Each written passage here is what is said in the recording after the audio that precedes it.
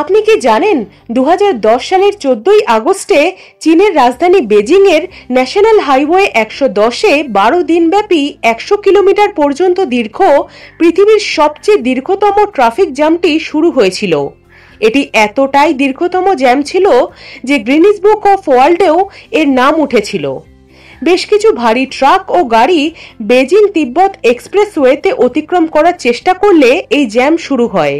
মূলত এই যানজট শুরু হয়েছিল কয়েকটি সড়কের সংস্কার কাজ একসাথে চালু করার জন্য, যার ফলে মহাসড়কগুলোর সক্ষমতা প্রায় 50% নেমে গেছিল।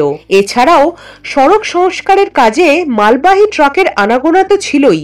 এই দীর্ঘতম জ্যামে অনেক চালক প্রতিদিন তাদের যানবাহন মাত্র 1 কিমি বা 0.6 মাইল সরাতে সক্ষম হতো এবং কিছু চালক তো 5 দিন ধরে যানজটে আটকে ছিল। কিছু গাড়ি তো আবার 2-3 দিন একই জায়গায় দাঁড়িয়েছিল। দীর্ঘ এই যানজটে 30টি শিশুর জন্ম, 18 জনের মৃত্যু, 250-টিরও বেশি ছিনতাই, 9টি খুন সবই হয়েছিল। এছাড়াও এই জ্যামের ফায়দা তুলে কিছু অসাধু ব্যক্তি ইনস্ট্যান্ট নুডল সহ জল ও অন্যান্য খাবার চড়া দামে জ্যামে আটকে থাকা অসহায় মানুষদের কাছে বিক্রিও করেছিল। অবশেষে 2010 সালের 26শে আগস্টে এই যানজটের অবসান হয়েছিল।